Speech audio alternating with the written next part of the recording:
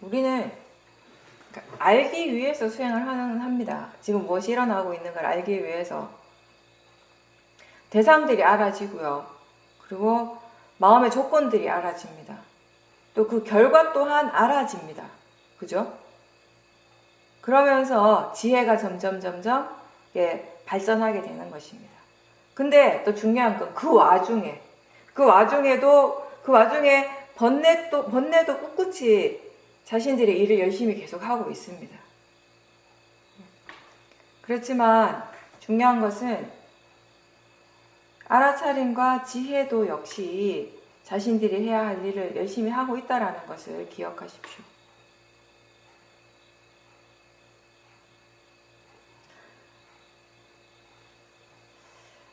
이제 우리가 수행을 하려고 노력을 많이 하잖아요. 특히 아직 이제 수행의 가속도가 아직 안 생겼을 때, 그럴 때는 막 수행하려고 노력은 많이 하는데 내가 생각하는 만큼, 내가 기대하는 만큼 수행이 잘 되진 않아요. 그죠? 그래도 이제 계속 노력을 해야 되는 거죠. 그렇게 이제 수행하려고 노력을 많이 하다 보면 때로는 일상에서 행동하는 것이 조금 부자연스럽게 느껴질 때가 있어요. 수행하지 않을 때는, 사퇴하지 않을 때는 그냥 뭐 아무렇게 자연스럽게 되던 일이 지금 수행을 하고 있다라고 생각하고 수행을 해야지라고 생각하다 보면 뭔가 이렇게 좀 이렇게 평상시에 아무렇지도 않게 하던 행동들이 조금 부자연스럽게 느껴질 때가 있어요. 그죠? 이게 지금 이걸 어떻게 해야 될지 잘 모를 때가, 이렇게 분명하지 않을 때가 문득문득 있다는 것이에요. 그래도 그나마 시오민 수행은 조금 덜한데요. 이게 같은 윗바사나라도 대상에 좀 집중하는 수행을 하면 이런 일들이 좀 더 많이 일어나거든요. 그러니까 저도 그런 경험을 옛날에 되게 많이 했었는데, 이렇게 걸을 때 발의 느낌에 맞게 집중하는 수행을 할 때, 그때 이제 행선을 하잖아요. 행선을 하고 또 그때는 또 이렇게 최대한 천천히 수행을 할 때니까 걷는 거 누구나 다 하는 거잖아요. 근데 걸음걸이가 엄청 부자연스러워요. 걸으면서 자꾸 내 몸이 기우뚱기우뚱 하는 것 같아요. 이렇게 너무 그 발의 느낌에 너무 집중을 하다 보니까 행동 자체가 자연스럽게 안 되는 거죠. 그리고 또 이제 우리 같은 경우는 이런 거예요. 예전에는 그냥 습관적으로 평상시 하던 대로 막 이렇게 하던 행동인데, 이제는 수행을 하니까 수행하면서 지금 이걸 어떤 마음으로 하고 있지? 라고 막 우리가 궁금해하고 질문을 하잖아요. 그러니까 지금 어떤 마음으로 하고 있는지를 알려고, 그걸 지켜보려고 하고, 또 지금 그 마음이 번뇌인지 아닌지, 그게 이익이 있는지 없는지 이런 질문을 하면서 수행을 한단 말이에요. 그럴 때 아직 지혜가 충분히 성숙하지 않으면 질문을 하는데 그 답은 없잖아요. 그죠? 그럴 때 우리가 금방 마음이 지금 이 순간에 어떤 식으로 행동하고 어떤 식으로 말을 해야 될지 금방 판단을 하지 못하고 뭔가 좀 이렇게 당황하고 우유부단할 때가 있어요. 그리고 또 이런 경우도 있죠. 그러니까 나는 이제 수행을 하니까, 알아차림을 하니까 확실히 예전보다 불필요한 말을 덜 하게 되는 거예요. 그죠? 이렇게 잡담이라든지 이런 거 덜 하게 되죠. 사람들하고 있을 때. 근데 나는 괜찮아요. 그 부분에 대해서 충분히 편안하고 좋은데, 내가 말을 하지 않는 것에 대해서 다른 사람들이 불편할 때가 있는 거예요. 근데 다른 사람이 불편한 것을 느낄 때 내가 또 불편해지는 거, 이제. 네, 그런 상황들. 그죠? 이런 부분들 여러분들이 예전에 많이 부딪혔거나 지금 부딪히고 있는 사람들이 있을 거예요. 네. 생각보다 이런 부분들이 좀 수행자들한테 고민이 되거든요. 고민이 되고 좀 이게 오래 지속이 돼요. 왜냐하면 지혜가 충분히 개발되지 않으면 이걸 특별하게 우리가 해결할 수 있는 방법이 없기 때문에. 그러니까 근본적 이유는 그거예요. 수행은 하는데 마음이 사티는 충분히 있는데 지혜가 아직 충분히 개발이 안 된 거예요. 균형이 안 맞는 거죠. 그래서 이게 사실은 말이라고 하는 것도 내가 말을 하고 싶어 하느냐, 하기 싫어 하느냐에 관한 것이 아니라 지금 이 상황이 내가 말을 해야 되는 상황인가 아닌가의 부분인 거잖아요. 이 말이 지금 필요한가 필요하지 않는가의 부분인 것이잖아요. 근데 이 부분은 결국 나의 영역이 아니라 지혜가 판단하는 영역이거든요. 근데 그 지혜가 충분하지 않다 보니까 헷갈리는 거예요. 이거 어떻게 해야 되는 거지? 이게 말이라고 하는 것도 행동이라고 하는 것도 일상에서는 사실 그냥 순간순간 일어나는 것이잖아요. 우리가 한참 생각해서 하고 이런 것이 아니거든요. 그러니까 약간 이렇게 시간적인 텀이 생길 때 우리가 당황하게 되는 것이거든요. 그 지혜가 안내하고 그 지혜를 따라가야 되는데 그 지혜가 아직 충분히 성숙하지 못하다 보니까 갈팡질팡하는 거죠. 처음에는 우리가 알아차리는 것 그 자체, 수행하는 것 자체에 대해서 굉장히 진지하잖아요. 진지하지 않으면 수행이 안 되니까. 진지하다라는 거 그만큼 뭔가 집중하고 있다라는 것이거든요. 이때는 수행하고 일상생활이 참 많이 분리가 되어 있어요. 완전히 따로 있는 것이 따로. 일상에서 수행을 하려고 그러면 수행도 안 되고 일상도 안 되는 그런 느낌이 드는 거죠. 그래서 수행에 힘을 키우기 위해서 좀 더 수행에 집중적인 노력이 필요할 때죠. 이럴 때 우리는 이제 수행이 일상에 적용이 잘 안 되기 때문에 우선 좌선이나 행선을 통해서 마음의 힘을 많이 키우려고 이제 노력을 하게 되는 것이고요. 그리고 이때 수행은 아무래도 이 대상 자체에 대한 집중이 어느 정도 있는 상태예요. 마음이. 그러니까 좀 그 수행 자체가 가볍지가 않은 거죠. 그러면서 이제 점점 수행이 발전되고 수행의 가속도가 생기고 전체적인 어떤 균형, 오력의 균형감도 생기고 특히 이제 지혜가 충분히 개발되고 나면 이제 일상의 삶과 수행의 조화에 대해서 우리가 조금씩 이제 느끼게 되는 것이에요. 어느 정도 이해가 이제 생기는 거죠. 그러니까 대상에 뭔가 이렇게 집중하는 수행보다는 몸과 마음을 전체적으로 보고 이렇게 마음이 어떻게 일어나고 있는지, 몸과 마음이 어떻게 진행하고 있는지, 그리고 원인과 결과는 어떤지 이런 것들에 대한 이해가 생기면 생길수록 일상에서의 수행도 그에 따라서 조금씩 자연스러워지게 되는 것입니다. 그러니까 시간이 필요한 거예요. 이게. 그러면서 우리가 법에 대한 이해, 수행을 통해서 일어나는 그 법에 대한 이해를 자신의 삶에서 일어나는 그런 일상적인 상황에도 적용을 시키려고 하는 그런 노력들을 이제 시도하게 되는 것입니다. 그러니까 예를 들면 이런 거예요. 우리가 처음 수행을 할 때는 무조건 사람들을 많이 만나고 사람들과 막 말을 많이 하는 것을 피하려고 하잖아요. 왜냐하면 그렇게 하면 수행이 안 되니까. 오로지 자기 자신에게만 집중하고 그런 노력을 많이 기울였다면 이제 어느 정도 수행의 힘이 이제 생기고 나면은 이제 자기 자신에 대한 알아차림을 여전히 계속 하고 있지만 동시에 옆에 함께 있는 다른 사람들과 필요한 대화를 하면서 그렇게 하면서 이제 알아차리려고 하는 노력을 기울이게 되는 것이죠. 그런 식으로 이제 조금씩 변화를 주게 되는 것이에요. 이제 그렇게 할 때 이렇게 대화를 시작하면 좀 전까지 있던 사티가 갑자기 사라지기도 하고 여러 가지 또 시행착오를 겪게도 되지만 그런 과정에서 이제 수행이 조금씩 이렇게 능숙해지는 거예요. 자연스러워지게 되는 것이죠. 그런 과정들을 통해서 그런 체험들을 통해 가지고 우리가 이제 너무 집중하지 않고 너무 힘을 주지 않으면서도 수행을 지속할 수 있는 그런 수행하는 법에 대해서도 이제 배워가는 것이에요. 이해하게 되는 것이죠. 우리가 법당에서 많은 것을 배워요. 법당에서 수행을 할 때 많은 것을 배우는 것처럼 사티가 일상에서도 이어질 수 있다면 그 일상의 생활 속에서도 법에 대해서 많이 배울 수가 있습니다. 지혜의 힘이 좋아질수록 이 생활 속에서 수행하는 것 또한 점점 자연스러워지게 됩니다. 그러니까 지금 무슨 말을 해야 할지, 어떻게 표현을 해야 할지, 어떤 식으로 행동해야 될지 이런 것들을 지혜가 이제 이끌어질 수 있게 될 때 자연스러워지게 되는 거죠.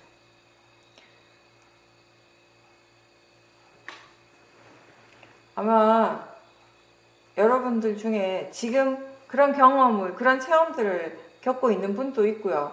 이미 그런 것들을 많이 겪고 나름 이제 일상생활 속에서 수행하는 법에 대한 이해가 많이 생긴 분들도 있을 겁니다.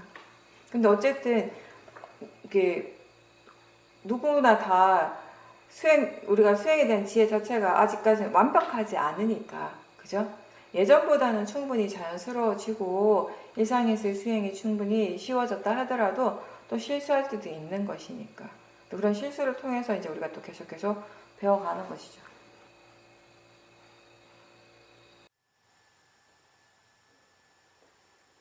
네, 전화 통화를 했는데 그 이제 상대방이 조카분이 좀 화가 나서 그 자신의 말만 그냥 일방적으로 계속 이렇게 하고 또 그렇게 하기를 원했고 그럴 때 이제 보살님은 그냥 특별하게 뭐 이렇게 거기에 반응하지 않고 그냥 그 상대방 말을 그냥 계속 듣고 있었는데 이제 통화가 끝난 후에 보니까 마음이 굉장히 답답하고 또 그 화가 일어나고 그 화의 마음이 이런저런 여러 가지 이제 말을 했던 거죠. 이렇게 할까 저렇게 할까 막 그런 말을 하는데 그 일단은 이제 그 말을 따르기보다는 이제 이렇게 밖에 나가서 좀 걸으면서 이제 수행을 하셨다라고 했습니다. 그러니까 바깥에서 이제 걸으면서 그 화의 마음을 지켜보다가 보니까 이제 문득 이제 상대방이 나한테 이렇게 상처를 준 만큼 나는 어쩌면 그 이상으로 상대에게 상처를 주고 싶어 하는구나 라고 하는 걸 알게 되고 그걸 아는 순간에 마음이 이렇게 기뻤다라고 하셨어요. 근데 이제 그런 이제 이렇게 이해도 좀 생기긴 했지만 여전히 이제 마음은 답답해서 그 답답한 느낌을 대상으로 이제 보고 그 느낌이 이제 어떤 식으로 변하는지 그런 식으로 이제 계속 지켜보다가 보니까 이제 시간이 좀 지나니까 좋지 않은 마음들도 좀 많이 가라앉고 좋은 마음들이 일어나고 또 그런 후에 이제 다른 친구분하고 이제 통화를 하면서 그 친구분이 이제 그 상황에 대해서 좋은 쪽으로 많이 이렇게 얘기를 하고 좀 달래주고 해서 마음이 편안해졌다라고 그렇게 얘기하셨습니다. 잘 하셨네요. 뭘 잘 하셨냐면 번뇌를 대상으로 계속 지켜보신 건 잘 하신 거예요. 전화 통화를 하실 때 분명히 이제 상대가 자기 본인 그러니까 상대방도 사실은 어떤 마음이었겠어요. 좋은 마음은 아니었겠죠. 그렇게 막 보살님한테 말도 못하게 하면서 본인 말을 막 그렇게 일방적으로 했다라고 하는 거 아마 대체로 그런 경우는 도사죠.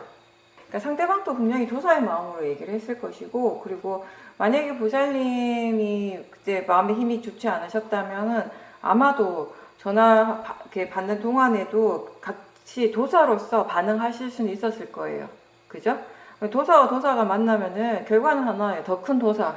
서로에게 더 큰 도사가 일어나는 것인데 그래도 보살님께서 그 마음을 이제 그때 전화하실 때도 보셨던 것 같아요. 그러니까 전혀 반응하지 않고 그냥 물론 그게 반응을 안 한 것이 이렇게 뭐 번뇌가 안 일어나서 반응을 안 한 것은 아니지만 번뇌는 일어나고 있었지만 그 번뇌로서 뭔가 이렇게 반응을 하는 거 표현을 하는 것은 옳지 않다 바르지 않다라는 거 이게 나한테 전혀 이익이 없다라는 것을 이제는 그런 지혜가 충분히 있기 때문에 어렵지 않게 자제가 됐던 거예요. 그죠?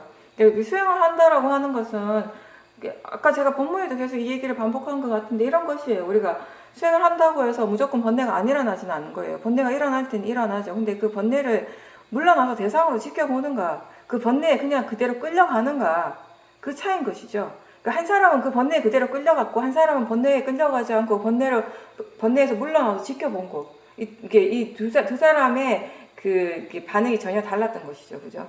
예, 그러고 나서, 근데 어쨌든, 부살님께서 그 순간은 어느 정도 참을 수가 있었지만, 그 번뇌는 계속 일어나고 있었고, 그죠? 그 번뇌 자체를 충분히 이렇게 누를 수 있는 그런 지혜의 힘이 그만큼 강하지는 않았기 때문에, 그래서 다행히 하루수 말은 안 할 수 있었지만 그 번뇌를 어떻게 그 번뇌가 사라지게 할 만큼의 더 이상 일어나지 않을 만큼의 큰 지혜가 아직 그렇게 충분하지 않았기 때문에 여전히 그 번뇌는 계속 일어나고 있던 거예요. 그래서 전화를 끊고 나니까 이제 그게 계속 아마 그 전화 통화했던 내용도 계속 생각이 날 것이고 그 생각을 하면 할수록 그 내용을 생각하면 할수록 또 그 도사의 마음이 계속 일어났을 거예요. 마음이 답답했다라고 하는 것은 결국 그게 그 도사의 마음의 느낌이었잖아요. 그죠?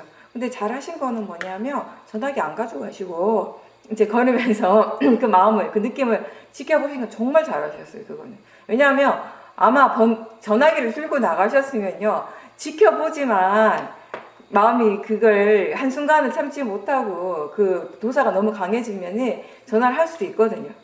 그죠? 아예 그거를 차단하신 건 정말 잘하신 거예요. 우리가 번뇌를 컨트롤한다고 할까? 번뇌를 컨트롤하는 방법은 여러 가지가 있을 수가 있어요. 가장 좋은 방법은 지혜예요. 그죠? 우리한테 가장 좋은 방법은, 최선의 방법은 지혜를 활용하는 것이에요. 근데 그 지혜가 항상 일어나는 것도 아니고 항상 필요한 만큼 지혜가 이렇게 어딘가에 항상 있는 것도 아니기 때문에, 그죠? 아직 그 지혜가 충분하지 않을 때는 그 번뇌를 어느 정도 제어할 수 있는 또 다른 방법, 내가 사용할 수 있는, 그때그때 사용할 수 있는 방법을 사용하는 것이 또 그때는 현명한 것이거든요. 현명한 방법이거든요. 그 점은 굉장히 잘하신 것 같아요. 전화기를 아예 들고 가지 않은 것. 네. 그래서 그렇게 해서 번뇌는 일어났지만 그 번뇌를 따라가지 않고 대상으로 지켜봤는데, 우리가 이런 경우 참 많아요. 수행하다 보면, 그죠? 그러니까 이런 느낌 들잖아요. 내가 수행을 하니까 이만큼 참는다, 이런 느낌을 가질 때가 있잖아요, 그죠? 근데 그게 결국 우리한테 도움이 되는 거예요. 우리한테 이익이 되는 거예요. 보살도 말씀하셨지만 도사의 마음이 그 상대방, 그 도사가 향하고 있는 그 상대에게 상처를 주기 위해서 막 자꾸 뭔가를 하려고 하잖아요. 도사가 뭔가를 하려고 하는 건 항상 그런 종류거든요. 다른 사람이 그 상대를 어떻게든 괴롭히고 싶어 하는 거예요. 상처를 주고 싶어 하는 거예요. 근데 그 도사가 어리석기 때문에 뭘 모르는가 하면, 상대를 상처 주기 이전에 내가 먼저 지금 상처를 받고 있어. 난 이미 지금 상처를 받고 있어요. 상대의 상처를 주기 전에 도사의 마음 그 자체가 나한테 상처인 거예요. 그 자체가 나한테 괴로움이라는 것을 모르는 것이 어리석음인 것이죠. 그걸 모르기 때문에 도사의 마음이 계속 일어나는 것이거든요. 우리가 그리고 도사를 대상으로 지켜보고, 도사를 대상으로 지켜본다는 건 뭐겠어요? 도사의 느낌을 보는 것이고, 그리고 도사의 생각을 보는 것이에요. 도사의 생각을 볼 때 도사가 굉장히 말을 많이 해요. 도사도 그렇고 탐심도 그렇고 그 번뇌의 특징 중에 하나가 말이 많다는 것이거든요. 지혜는 말을 많이 안 하잖아요. 딱 필요한 말만 하지. 근데 도사는 계속 말을 해요. 그 마음을 따라갈 때까지, 탐심도 그렇고 지가 원하는 대로 따라갈 때까지 계속 말을 해요. 근데 우리가 그 도사를 따라가지 않고 탐심을 따라가지 않고 물러나서 그 마음을 대상으로 이렇게 지켜보고, 그 화의 마음이 도대체 무슨 말을 하는지를 이렇게 대상으로 이렇게 지켜보고 있으면 어떤 생각이 드냐면, 와, 이거 참 치사하다, 이런 생각이 들어요. 그죠? 와, 그러니까 우리 때로는 우리가 나하고 동의시하니까, 내가 이렇게 치사한 사람인가? 라고 생각할 때가 있어요. 그죠? 근데 그게 내가 치사한 것이 아니라 화의 마음이 그렇다라는 것이에요. 화든 탐심이든 우리가 이렇게 대상으로 물러나서 지켜보면 어떻게든지 지가 원하는 대로 하고자 하는 그런 힘이, 그런 에너지가 굉장히 강하거든요. 그래서 자꾸 말을 계속 많이 하는 것이에요. 근데 우리가 지혜가 없으면 그 말을 믿게 되는 것이에요. 아, 그래, 이건 화가 날 일이고 얘한테는 내가 이걸 가르쳐 줘야겠다, 이렇게 전화를 해가지고 네가 잘못했다는 걸 내가 얘기를 해서, 내가 어른이니까 가르쳐 줘야지, 이런 생각을 하는 것이에요. 그리고 그 생각을 믿어요. 그 생각이 현명한 생각이라고 또 그렇게 믿게 되는 것이죠. 근데 그게 이제 도사의 생각이고, 그 도사를 따라가고 도사로서 상대에게 또 전화를 해서 말을 하면 분명히 내 마음의 느낌도 찝찝하고 좋지 않을 것이고요. 그 여운이 오래 가게 되는 것이에요. 그죠? 마음의 상태가 더 안 좋아지게 되는 것이죠. 근데 중요한 것은 그 부분인 것 같아요. 도사의 마음이 항상 다른 사람을 상처를 주려고 이렇게 자꾸 이렇게 어떻게 하려고 하는데, 그 남에게 상처를 주기 전에 내가 이미 지금 괴로워하고 있다는 것을 알아야 된다는 거. 내가 이미 지금 상처받고 있다는 것을 알아야 된다는 것입니다. 그리고 이제 그 친구분하고 통화를 해가지고 많이 마음이 편안해지셨잖아요. 그죠? 이제 이제 답답함이 많이 풀어지신 거예요. 그거는 이제 그 친구분이 이제 보살님한테 도움이 되는 이제 이렇게 얘기를 했어요. 뭔가 이렇게 굉장히 관념적인 어떤 위로가 됐을 거예요. 그죠? 때로는 그런 거예요. 우리가 이렇게 도사가 강하게 일어날 때 그 마음을 실제 하는 법을 빠라마타를 대상으로 보면서 그 수행을 하는 힘이 충분하지 않을 때에는 또 때로는 이런 관념적인 그런 생각들, 그런 관념적인 부분, 관념적으로 우리가 뭔가 이렇게 바르게 생각을 하려고 계속 이렇게 노력을 할 때, 그런 부분들이 또 이제 그 도사를 이렇게 누그러뜨리는데 도움이 되는 부분도 분명히 있기는 하죠. 근데 이제 궁극적으로는 결국 우리가 이 도사의 그 도사의 성질을 대상으로 보고 그 도사의 성질에 대한 이해가 이제 생겨야 한다라는 것입니다. 그 이해가 있을 때, 그 이해가 있다면은 이제 그런 똑같은 상황에서도 지금 이번처럼 그렇게 화를 내지 않고 마음이 그냥 편안한 상태로 일어나는 것을 받아들일 수도 있겠죠.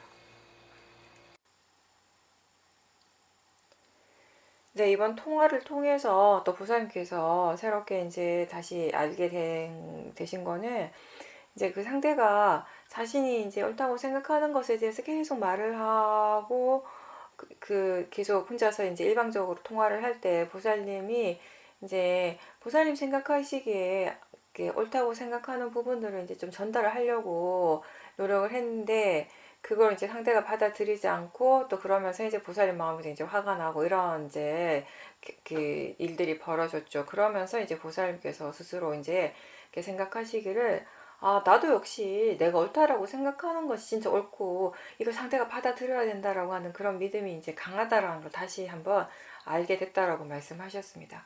그러니까 내가 옳다라고 생각하는 걸 상대에게 말을 했는데 이제 상대가 그거를 내가 원하는 대로 이제 그렇게 납득하고 받아들이지 않고 자꾸 거부하는 것을 보면서 보살님 마음에도 굉장히 화가 났고 이제 그런 과정들을 보면서 이제 마음에 대한 또 이제 새로운 이해가 이제 생겼다라고 말씀하셨습니다. 그렇죠. 근데 어쨌든 이번에 수행을 잘 하셨고 그 수행을 통해서 또 그런 부분도 새롭게 이해하신 거잖아요. 우리가 사실 수행을 하고 있지만 여전히 그런 고정관념들이 굉장히 많거든요. 어떤 일에 대해서, 어떤 지금 일어나고 있는 그 사건, 어떤 상황에 대해서 이건 이렇게 되어져야 된다. 이것의 결과는 이런 식으로 이렇게 끝이 나야 된다라고 하는 것이 누구나 다 그런 생각들이 있기 마련이에요. 그죠? 그렇게 되지 않으면 그게 뭔가 잘못됐다라고 생각하고, 그죠? 그게 우리가 여전히 아직까지 그런 모아를 누구나 다 가지고 있거든요. 그랬을 때 이제 우리가 수행을 한다라고 하는 것은 그런 자기 자신이 이거 이렇게 되어져야 돼. 이게 이렇게 옳은 거야. 이게 잘못된 거야. 라고 막 계속 마음이 그런 식으로 판단하고 있는 그런 고정관념들. 그죠? 그런 것들을 계속 대상으로 지켜보려고 노력을 해야 되는 것이에요. 그러면서 이제 조금씩 그런 고정관념들이 조금 드러나게 되는 거예요. 드러나게 되고 그런 것들이 일어날 때마다 계속 지켜보고 하면서 점점 약해지게 되는 거예요. 모아가 강하면 강할수록 그런 고정관념들이 굉장히 강하거든요. 절대로 바뀌지 않거든요. 다른 사람이 아무리 얘기를 해도 절대 바꾸지 않아요. 근데 우리가 좀 더 이렇게 지혜가 생겼다라는 것을 어떻게 스스로 알 수 있냐면은 그런 부분들에 대해서 점점점 유연해지고 있잖아요. 그죠? 옳다라고 생각하지만 또 다른 한쪽에서는 내가 이게 옳다고 생각하는 것이 잘못된 것일 수도 있다라고 가능성에 대한 것을 항상 우리가 이제 생각을 하게 돼요. 그 부분은 지혜거든요. 예전에는 옳다고 생각하는 건 그냥 옳다라고 하는 그 믿음이 너무 강했다면 지금은 그게 지혜가 아니라 모아일 수도 있다라는 것을 충분히 우리가 알고 있잖아요. 받아들이고 이해를 하고 있죠. 그게 이제 어느 날 갑자기 그렇게 된 것이 아니라 많은 과정을 거쳤어요. 수행을 하면서 일어나는 자기 자신의 마음에서 일어나는 수많은 번뇌들을 대상으로 지켜보면서 그리고 그런 번뇌들이 우리의 생각에 그리고 우리 행동에 우리의 말에 어떤 식으로 영향을 미쳤는지를 충분하게 오랫동안 지켜보면서 생겨난 지혜가 이제 그런 부분들인 거죠. 그러면서 그동안 살아오면서 수행하기 전에는 이게 지혜다라고 믿어왔던 것들이 결국에는 사실은 지혜가 아니라 어리석은 마음이라고 밝혀진 것도 사실 많잖아요. 그죠? 이게 정말 절대적으로 옳아라고 믿었던 것들이 절대 옳지 않다라는 것을 알게 된 것도 많잖아요. 그죠? 그런 과정들을 우리가 계속 거치면서 우리의 마음이 조금씩 이제 유연해지는 거예요. 지혜는 항상 그런 유연함이 있는 거예요. 그리고 상대방이 그렇게 화를 많이 내고 번뇌가 그런 강한 상태가 됐을 때는 사실 그럴 땐 내가 어떤 말을 하더라도 설사 내가 전혀 도사 없이 정말 좋은 말을 한다 하더라도 사실 그게 상대방한테 잘 들어가지 않거든요. 받아들이려고 하지 않거든요. 그죠? 그럴 때는 상대가 너무 이렇게 화가 나 있을 때는 그 사람 어떻게 하려고 하기보다는 어쩌면 그냥 그때 반응하는 내 마음을 지켜보면서 그 사람이 그렇게 들으라고 하면 그냥 듣고 있는 것이 오히려 더 나은 방법일 수는 있죠. 자꾸 그걸 멈추게 하려고 하거나 그 사람 마음을 바꾸려고 하려고 노력하는 건 사실 그때는 크게 의미가 없으니까. 그 대신에 그때 그 사람의 말을 들을 때 말의 내용은 그냥 대충 흘러보내고 내 마음에서 지금 무엇이 일어나고 있는가, 마음의 느낌이 어떤지 이런 거에 더 많이 집중을 하셔야 돼요. 나도 도사가 있으니까 자꾸 도사라서 뭔가 자꾸 나도 뭔가를 하고 싶어하는 마음이 계속 일어날 거 아니에요? 그 하고 싶어하는 그 마음도 계속 지켜봐야 되는 거죠. 그게 안 되니까 답답한 거죠. 내가 원하는 대로 안 되니까 답답한 거잖아요. 네, 네 수행 잘 하셨어요. 이번.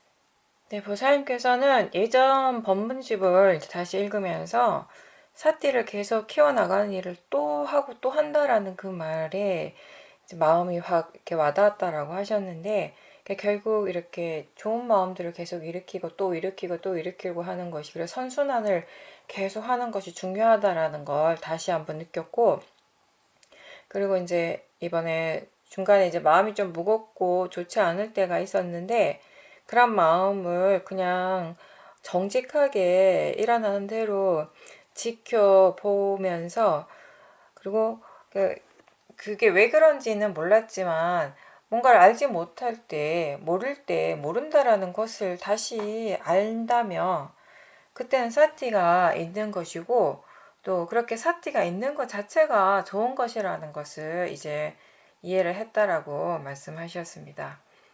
어떤 마음의 상태가 일어나든 그냥 그것이 일어나는 대로 중립적인 마음가짐으로 지켜보고, 또 그때 느낌도 이제 대상으로 보고 있다라고 하셨습니다.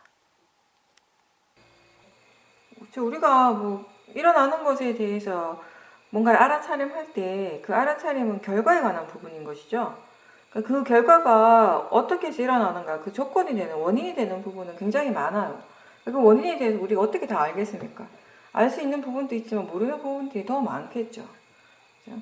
근데 우리가 원인과 결과를 이해한다라고 하지만 사실은 그 이해하는 부분들도 그 전체에서 본다면 아주 일부분이 되는 것이고요.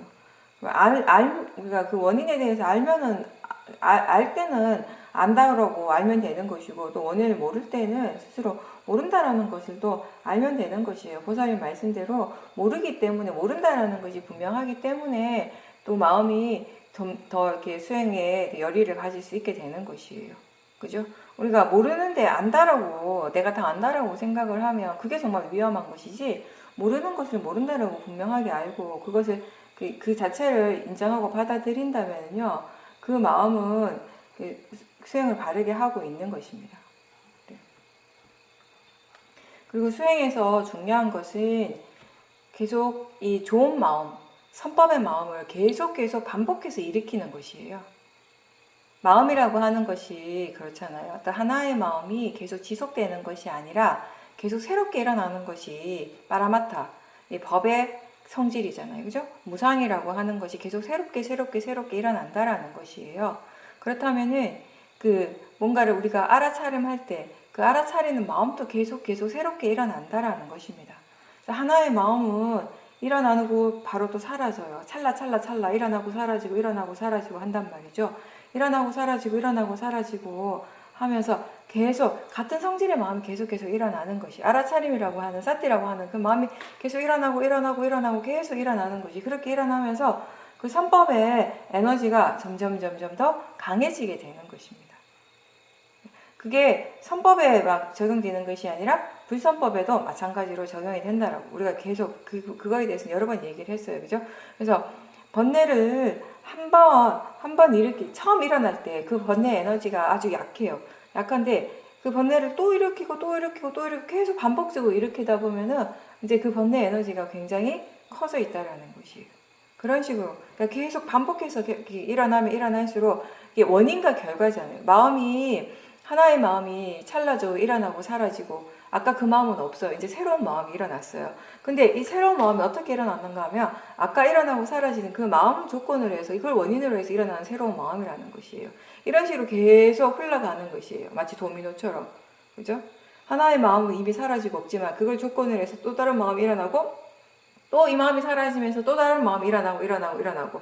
근데 이 마음의 흐름이 계속 이어지면서 하나의 성질이잖아요. 그죠? 마음의 성질 자체는 하나잖아요. 그죠? 만약에 이게 도사라고 한다면 도사의 마음이 일어났어요. 도사의 마음이 일어나고 사라지고 그걸 조건으로 또 다른 도사가 일어나고 또 다른 도사가 일어나고 계속 일어나요. 근데 우리가 느끼기엔 그냥 하나의 도사인 것 같아요.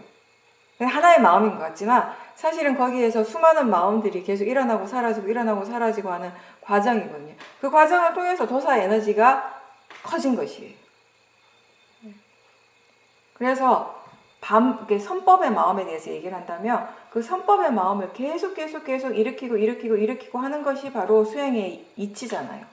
그렇게 함으로 해서 이 선법의 에너지를 점점 키워가는 거. 그러니까 선법의 마음에 힘이 충분히 좋아졌을 때 그 결과가 어떻게 됩니까? 불선법은 그만큼 약해지고 사라지게 된다라는 것이에요. 그게 마음의 이치, 수행의 이치가 되는 것이죠. 그래서 사띠를 계속 반복적으로 하는 것, 계속 일으키는 것이 무엇보다도 중요한 것입니다. 지혜도 마찬가지예요. 작은 지혜가 원인이 조건이 되어서 더 큰 지혜가 일어나게 되는 것이에요. 점점 이렇게 지혜의 에너지가 점점 더 커지게 되는 것입니다.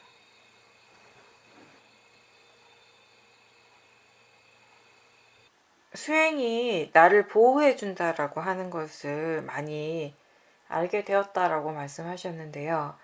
이번에 많이 몸이 아플 때 그 통증을 그 느낌 자체를 대상으로 지켜볼 때와 그것을 그냥 관념적 그 아픈 것에 그냥 빠졌을 때 그 느낌에 빠져 들어갈 때 관념에 빠질 때 그 결과가 너무나 다르다라는 것을 분명하게 알게 되었고 그 지금 현재 지금 여기에 머무는 그것이 바로 수행이다라고 하는 것을 많이 알게 되었다라고 말씀하셨습니다.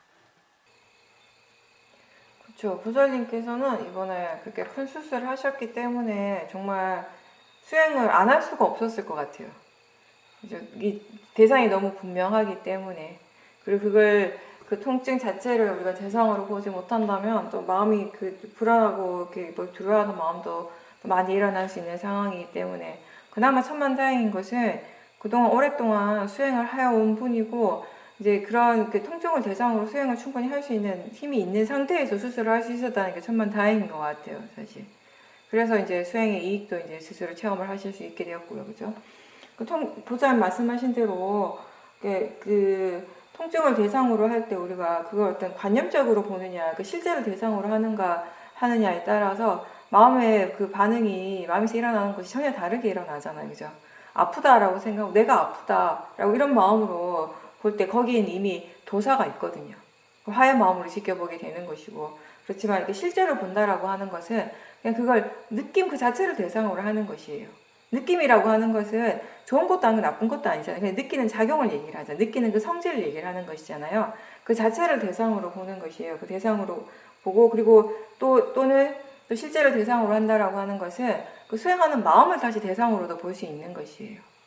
이제 그렇게 수행을 할 때 우리가 왜 여러분들이 아주 큰 통증은 아니라 하더라도 뭐 이렇게 생활하다가 칼에 뭐 베인다거나 어디 찔린다거나 이런 것도 사실은 그 순간에는 좀 이렇게 통증이 있잖아요, 그죠? 그랬을 때 한 순간이지만 우리가 그 순간에 그러니까 이렇게 칼에 이렇게 딱 손가락을 이렇게 다쳤을 때 그 한 순간에 대부분의 사람들은 내가 다쳤다, 내가 아프다라는 생각을 하게 돼요, 그죠? 순간적으로 굉장히 관념적인 그런 관념적인 부분에 이렇게 훅 빠지게 되거든요. 그죠? 그러다가 이제 마음이 다시 이게 그냥 느낌이라고 생각을 해주고 이게 그냥 단지 대상이다, 자연적 이치다라고 그렇게 일깨워줄 때 이 아픈 곳에서부터 이렇게 뭔가 이렇게 마음이 훅 물러난다라는 그런 느낌이 들게 되는 것이거든요. 그게 우리가 관념으로 대상으로 하는가, 실제를 대상으로 하는가의 차이예요. 이렇게 관념으로 대상으로 할 때는 그 통증 속에 이렇게 훅 들어가게 돼요. 근데 실제를 대상으로 할 때는 확실히 이 통증이라고 하는 그 느낌으로부터 이렇게 물러나 있는 거죠. 근데 물론 이렇게 어디에 빠져 있다, 물러났다라고 하는 것도 관념적인 표현이긴 하지만 그런 걸 우리가 그런 느낌을 느낀다라는 것을 제가 얘기를 하는 것이고 이제 그렇게 실제를 대상으로 할 때는 물론 아프긴 아파요. 아프지 않는 건 아니에요. 여기서 중요한 것은 그죠? 실제를 대상으로 한다고 해서 통증 자체가 완전히 사라지는 것은 아니에요. 사라지진 않지만 그거를 관념적으로 내가 아프다라고 생각을 하고 보는 것과 느낌이라고 알고 대상이라고 알고 볼 때 같은 그 느낌에 대해서 같은 통증에 대해서 이 마음에서 일어나는 것들은 전혀 다른 것이거든요. 이제 그런 것들을 보라는 것이에요. 그걸 알라라고 하는 것이죠. 그걸 보는 것이 우리가 수행을 하는 것이에요. 다른 것이 아니라. 그러니까 내가 이렇게 지켜보니까 이 통증이 빨리 사라지겠지, 빨리 사라져야 되는데 이런 마음으로 보는 것이 아니라는 거예요. 사라지고 안 사라지고는 관심이 없어요. 지켜봄으로 해서 우리가 무엇을 이해할 수 있는가에 관한 부분인 것이죠. 그리고 말씀하신 것처럼 우리가 이렇게 많이 아프다 보면은 그 아픈 것에 대해서 마음이 어느 정도 이렇게 불안해하고 이렇게 뭔가 두려워하는 그런 마음이 일어나기가 쉽거든요. 그런 마음들로부터 좀 더 이렇게 벗어나려면 다른 어떠한 것보다 지금 일어나고 있는 이 현재에 포커스를 맞춰야 되는 것이에요. 마음이 이 현재를 떠나게 되면 금방 불안하고 미래에 대해서 두려워하게 되는 것이거든요. 그래서 항상 그 현재에 머물러 있도록 노력하는 것이 중요한 부분이 되는 것입니다.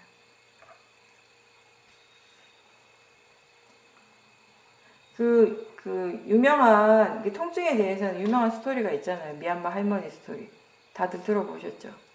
그 미얀마 할머니 한 분이 폐암인가? 암 말기. 통증이 너무너무 심한 거예요. 정말 너무너무 심한 상태인데, 근데 의사 선생님이 이렇게 회진을 할 때마다 이렇게 그 환자한테, 그 할머니한테 이렇게 가서 이렇게 진료를 할 때마다 할머니 얼굴이 너무 편한 거예요. 분명히 지금 저렇게 암 말기면 통증이 너무 심해가지고 보통 사람들은 그 고통 때문에 어찌할 바를 모르는데 할머니가 너무 편안한 표정, 항상 편안해 하시고 항상 그렇게 그 얼굴도 찌푸리지 않고 잘 계시니까 의사 선생님이 너무 신기해가지고 물어본 거예요. 할머니 이렇게 통증이 없냐고, 아프지 않냐고. 그러니까 할머니가 왜 안 아프냐고, 엄청 아프다고, 너무너무 아프다고.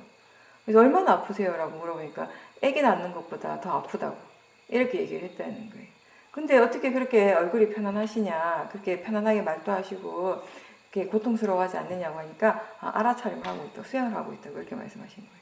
그러니까 아프지 않는 것은 아니라는 게 수행을 하는. 그러니까 사람들이 수행을 잘 모르는 사람들, 수행을 하긴 하는데 마음에 대한 이해, 수행 자체에 대한 이해가 별로 없는 사람들은 어떤 식으로 생각을 하는가 하면 내가 수행을 열심히 하면 이런 통증도 빨리 사라지나 보다. 왜냐하면 그 사람들이 생각하기에 괴롭지 않은 것은 통증이 없으니까 괴롭지 않은 거예요. 통증이 있지만 마음이 괴롭지 않다라는 것을 모르는 거죠. 통증이 있으면 괴롭지, 어떻게 괴롭지 않느냐 이렇게 생각을 하는 것이에요. 근데 이제 우리가 수행을 하면서 새롭게 우리에게 이해되어지는 것들이 뭐냐면 몸은 아프지만, 몸에 그렇게 강한 통증이 있지만 마음은 괴롭지 않을 수 있다는 것을 이제 이해하는 것이죠. 그렇게 되기 위해서 실제를 대상으로 봐야 된다는 것이고, 그리고 무엇보다도 견해가 달라야 한다는 것입니다. 일어나는 그 통증을 나하고 동일시하지 않아야겠죠. 그걸 대상으로 지켜볼 수 있어야겠죠. 그 두 가지가 되어야지 우리가 마음은 괴롭지 않게 수행을 할 수 있는 것이죠. 그렇게 견해가 충분히 바르다면요, 몸이 아플 때 사실은 우리가 다른 어떤 때보다 수행을 너무 잘할 수 있는 상태가 되는, 그런 기회가 되는 거죠. 왜냐하면 대상이 너무 분명하기 때문에, 그 대상으로부터 도저히 우리가 떨어질 수가 없기 때문에, 그 대상을 무시할 수가 없잖아요. 그 통증 자체, 그 느낌 자체를, 그 느낌을 계속 대상으로 볼 수밖에 없는 것이거든요. 그리고 또 수행이 충분히 능숙한 사람들은 그것도 알게 돼요. 그냥 단순히 대상으로 보려고 애쓰는 것뿐만 아니라 그걸 바르게 보지 않는다면 얼마나 괴로운가를 또 알잖아요. 그러니까 수행을 하지 않기 때문에 괴로움을 말할 것도 없고, 수행을 하지만 그때 우리가 바르게 하지 못한다면, 바른 견해로서 보지 못한다면 또 여전히 그 괴로움은 크게 일어날 수밖에 없다는 것도 분명히 아는 거죠. 그렇기 때문에 수행이 바르게 되어지는 것이에요. 우리가 견해가 바르지 않는 것이 어떤 위험이 있는가, 얼마나 그게 자기 자신에게 좋지 않은 것인지를 분명하게 이해하기 때문에 견해가 바르게 되는 것이거든요. 그러니까 지혜가 난다라는 건 그런 거예요. 견해가 바를 때 이익을 충분히 이해하는 것도 지혜지만, 견해가 바르지 않을 때에 좋지 않은 점, 불이익에 대해서 충분히 이해하는 지혜도 반드시 필요한 것이에요. 이 두 가지가 함께 있을 때 좀 더 완벽한 지혜가 되는 것입니다. 그래서 견해가 바르지 않을 때 그 또한 대상으로 보는 연습을 많이 해야 되는 것입니다. 이거는 견해뿐만 아니라 다른 부분들에도 다 마찬가지로 적용이 되는 것이에요.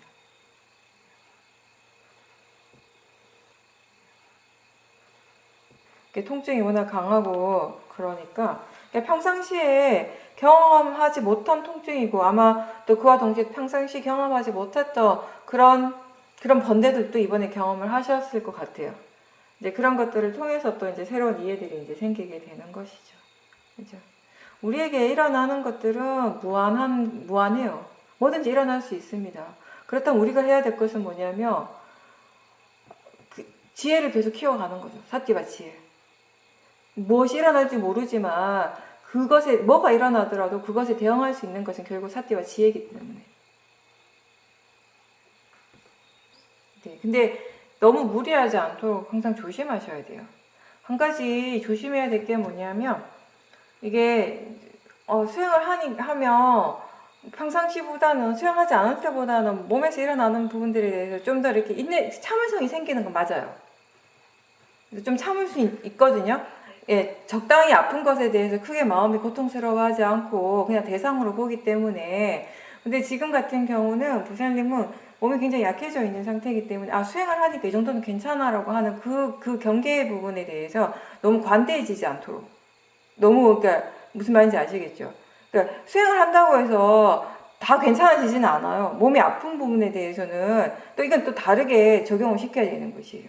그죠? 그러니까 우리가 수행을 하는 거, 몸이 아픈 것에 대해서 수행을 한다는 건 뭐냐면 그 아픈 것에 대해서 도사를 일으키지 않도록, 그 아픈 것 때문에 마음이 괴롭지 않도록 수행을 하는 것이지, 몸이 아픈 것에 대해서는 이거는 또 치료를 받아야 되는 부분은 받고 쉬어줘야 되는 부분은 충분히 쉬어줘야 되는 거예요. 수행하니까 괜찮아라고 해서 너무 무리해서는 안 된다라는 것이에요. 그 선은 전 잘 지키셔야 돼요. 보살님은 특히나 참을성이 너무 강한 분이기 때문에 그 부분이 조금 걱정이 돼요, 제가. 이게 아까 잠깐 얘기한 건데, 어떠한 것도, 우리에게 일어나는 어떠한 것도 미리 결정되어진 것도 없고요. 그죠? 뭐가 일어날지는 일어나기 전에는 우리 알 수 없는 거잖아요. 그죠? 그게 번뇌에 대해서도 그렇고, 또 좋은 마음에 대해서도 마찬가지예요. 예를 들면은, 수행을 하다가 지혜가 언제 어떻게 일어날지 누가 알겠어요? 어느 순간 일어나는 것이에요. 근데 왜 일어났는가 하면 그게 그렇게 일어날 수 있는 충분한 조건이 갖추어졌기 때문에, 그만큼 조건들이 충분히 성숙해졌기 때문에 일어나는 것이에요. 그죠? 그럼 언제쯤이면 사티가 계속해서 이어질 수 있을까? 언제쯤이면 사티의 가속도가 생길 수 있을까라고 수행하면서 계속 궁금해하겠죠. 궁금해하지만 그 답을 절대 알 수 없어요. 그죠? 충분히 조건이 성숙이 되었을 때, 그 조건이 갖춰졌을 때 그렇게 되어지는 것이기 때문에. 그죠? 그리고 번뇌도 마찬가지고, 또 마음의 번뇌뿐만 아니라 몸이 아픈 것도 마찬가지고요. 병이라고 하는 것이 미리 예고를 하진 않잖아요. 제가 언제쯤부터 어떻게 아플 겁니다. 이렇게 안 하잖아요. 어느 날 갑자기 아픈 거잖아요. 그죠? 그게 또 큰 중병일 수도 있고, 그런 경우, 결국 우리가 살면서 우리에게 경험되어지는 것들은 좋은 쪽이든 좋지 않은 쪽이든 우리 입장에서 보면 갑자기예요. 갑자기. 우리 입장에서 본다면 어느 날 갑자기. 근데 아픈 것도 그렇고 마음의 질도 그렇고 사실은 알고 보면 갑자기는 아니겠죠. 몸이 아픈 것도 암이 갑자기 암 말기가 되겠어요. 조그만 뭔가 이렇게 좋지 않은 것들이 생겨가지고 그게 내버려두니까 점점 그 종양이 커지고 나중에는 고칠 수 없는 지경이 되는 거고, 마음도 마찬가지가 되는 것이고요. 근데 우리는 그런 과정들을 모르니까, 그런 과정들 하나도 모르니까 그냥 어느 날 갑자기 그렇게 된 것 같이 그렇게 생각이 되고 갑자기 일어났다고 생각하니까 당황하게 되는 것이잖아요. 그죠? 근데 아까 제가 얘기한 것처럼 어떤 것이 일어나더라도 결국은 그건 일어날 것이 일어나는 것이에요. 근데 중요한 것은 뭐가 일어날지 나는 모른다라는 것이죠. 그렇죠? 근데 나는 모르지만 뭐가 일어나더라도 그거에 대해서 올바르게 대처할 수 있는 것은 지혜라는 것입니다. 그래서 뭐가 언제 일어날지는 전혀 모르고 결정되어진 것, 지금 봐서 결정되어진 것은 아무것도 없지만, 미래에 대해서 결정되어진 것은 없지만, 지금 우리가 해야 될 것은 뭐냐면 미리 준비하는 거죠. 어떤 것이 일어나더라도 그것에 대처할 수 있는 힘을 키우는 것이죠. 지금 하는 것이.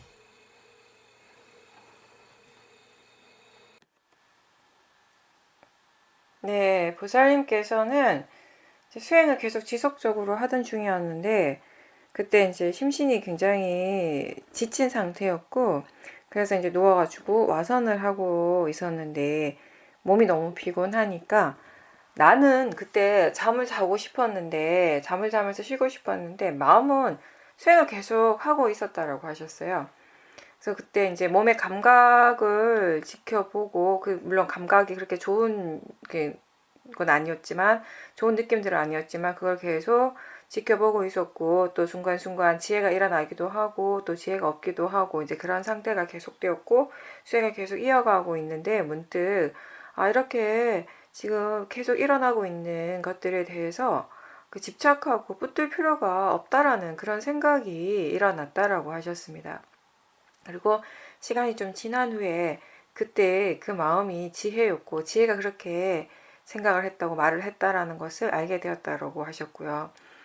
대상과 마음은 계속 일어나고 사라지고 있지만 그것을 붙들 필요가 없다라는 것을 이제 아는 그런 지혜가 생겼다라고 하셨어요. 또 동시에 지혜는 이 수행을 계속하게 하는 힘이라는 거, 수행을 계속하게 하는 걸음이 된다라고 이해를 하게 되었고, 수행자가 해야 할 일은 이 수행을 계속 해 나가는 것이구나라고 하는 이해가 생겼다라고 하셨습니다.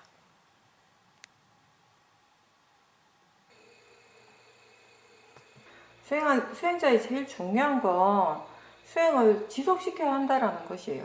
지금 수행을 계속 지속해 왔고, 지금 그 마음의 힘이 정말 좋다고 하더라도 수행을 멈춰버리면 그 마음이 어떻게 되겠습니까? 그 마음의 질이 그렇게 그냥 그 멈춰 있는 그 상태에서 그 마음의 질 또한 수행이 멈췄을 때 그 마음의 질이 그 상태에서 그냥 멈춰 있는 것이 아니잖아요. 급격히 떨어지게 되겠죠. 그 대신 번뇌는 또 금방 이렇게 치고 올라오겠죠. 그렇기 때문에 우리가 수행을 멈춰서는 안 되는 것이거든요. 그러니까 보살님 말씀하신 대로 지혜가 수행을 지속시키는구나 라고 하는 말씀을 하셨는데, 맞아요. 근데 그거 왜 그렇게 하는가 하면 지혜는 수행의 이익을 알기 때문에 그런 거예요. 수행의 이익을 알면은 수행을 멈출 수가 없죠, 당연히. 그러니까 수행을 멈추는 것도 내가 아니고 수행을 지속하는 것도 내가 아니에요, 사실은. 우리 나라고 생각하지만 수행을 멈추는 건 모아의 마음일 것이고요. 수행을 지속하게 하는 건 지혜의 마음이에요. 모아는 이 수행이 어떤 이익이 있는지를 모르니까 본인이 하고 싶은 걸 하려고 하는 것이고, 지혜는 지금 이렇게 알아차리는 것이 이 순간 한순간순간에 이 알아차림이 어떤 이익이 있는가에 대해서 분명하게 알기 때문에 멈추지 않는 것이에요. 처음에 말씀하신 게 번뇌가 있었는데, 번뇌 강하게 있었는데 본인이 그냥 좀 쉬고 싶어서 수행 안 하고 잠자고 이렇게 쉬고 싶었는데 마음이 수행을 계속 했다라는 것이에요. 거기에도 사실 어느 정도 지혜가 있었던 거예요. 그죠? 그러니까 번뇌가 강한 상태로 그 번뇌를 내버려두고 그냥 잠을 자는 것이 중요한가? 조금 피곤하지만 그래도 누워서라도, 피곤하니까 누워서 수행할 수 있잖아요. 누워서라도 이렇게 좀 수행을 하고 그 번뇌를 조금 가라앉히고 잠을 드는 것이 더 좋은가? 그죠? 당연히 우리가 객관적으로 본다면 조금 피곤해도 이렇게 누워서라도 알아차림을 하고 그 번뇌를 조금 가라앉히고 자는 것이 훨씬 이익이 돼요. 그죠? 번뇌가 있는 상태로, 강한 번뇌의 상태로 잠을 잔다면 잠자는 마음도 편안하지 않을 것이고요. 잠을 자는 동안에도 마음은 멈춰있지 않으니까 번뇌 분명히 멈춰있지 않을 거예요.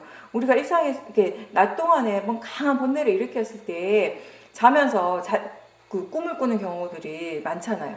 근데 그 꿈이 그러니까 낮에 일으켰던 번뇌하고 관련되는 거예요. 그 내용의 꿈을 꾸는 경우가 많거든요.